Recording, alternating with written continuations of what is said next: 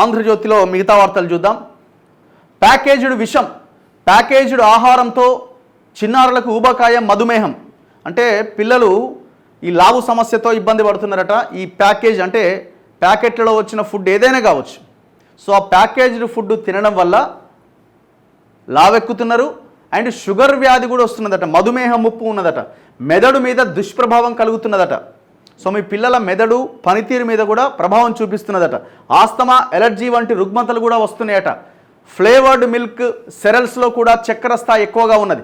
పరిమితికి మించి చక్కెర తింటున్న చిన్నారులు చాలా చాలా జాగ్రత్తగా ఉండాలి. ఈ ప్యాకేజ్డ్ ఫుడ్ని పక్కన పెట్టండి. ఇది మంచి బ్రాండు, ఇంకోటి ఏ బ్రాండ్ అయినా గదే. ఇంట్లో తయారు చేసుకొని ఇన్స్టెంట్గా తింటే తిన్నమా బస్. పొరపాటున షాప్కి వెళ్ళి, సూపర్ మార్కెట్కి వెళ్ళి ఇది బాగుంది, ఇది ట్రై చేద్దాం అని ఎప్పుడైతే ప్రయత్నం చేస్తామో మన పిల్లల ఆరోగ్యాన్ని మనమే పాడు చేస్తున్నట్టు లెక్క. చక్కెర కూడా వ్యసనమే అట. చిన్నారులు చక్కెరను ఎక్కువగా తినడం ఒక వ్యసనమే. కొకైన్తో పోలిస్తే చక్కెర 8 రెట్లు అధికంగా వ్యసనంగా మారుతున్నది. కొకైన్తో కంపేర్ చేస్తే 8 టైమ్స్ ఎక్కువగా తినాలి షుగర్ అన్న ఆలోచన వస్తుందట పిల్లలకి. నో యాడెడ్ షుగర్ అనే దాంట్లో వాస్తవం కొంతవరకే ఉంటుంది. ప్యాకెట్ వెనకాల ఉంటుంది ఇందులో షుగర్ లేదు అని ఉంటుంది, కానీ అది వాస్తవం కాదు. ఆ వాస్తవం కూడా కొంతవరకే కొన్ని వీటి మీదనే ఉంటుందట. ఎలా తినాలి? పిల్లలకు పోషకాహారాన్ని అందించాలి. ప్యాకేజ్డ్ ఆహారాన్ని వీలైనంత వరకు దూరం పెట్టాలి. దీనివల్ల చిన్నారుల్లో రోగ నిరోధక శక్తి పెరిగి మెదడు అభివృద్ధి, శారీరక ఎదుగుదల సవ్యంగా ఉంటుంది.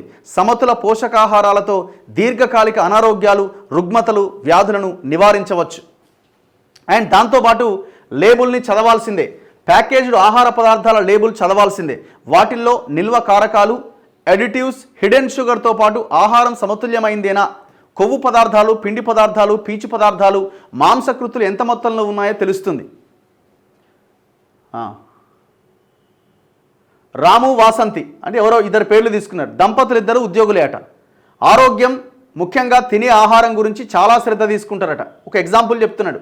కానీ ఉన్న ఒక్కగానొక్క కొడుక్కి ఊబకాయం ఉందట. బాగా లావున్నాడట కొడుకు. ఎందుకు లావున్నాడు? వెంటనే ప్యాకేజ్డ్ ఫుడ్ని ఆపేయాలి అని డాక్టర్ హెచ్చరించిందట.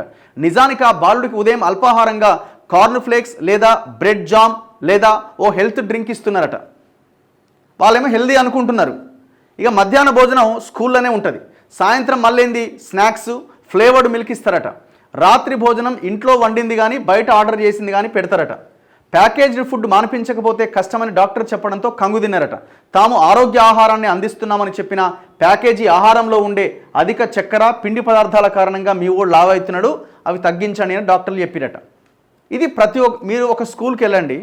ముఖ్యంగా ఈ పెద్ద పెద్ద ధనవంతులు పిల్లలు చదువుకునే స్కూళ్ళకి వెళ్ళండి. పిల్లల చూడండి ఎట్లుండరు శారీరకంగా. చాలామంది ఆడ మగ తేడా లేకుండా చాలామంది పిల్లలు ఎక్కువగా లావున్న పిల్లలే మధ్య మనకు కనిపిస్తున్నారు. కారణం ఏంటంటే ఇట్లాంటి ఫుడ్. అంటే మన పిల్లల ఆరోగ్యాన్ని మనమే దెబ్బతీస్తున్నామని అర్థం చేసుకోవాలి.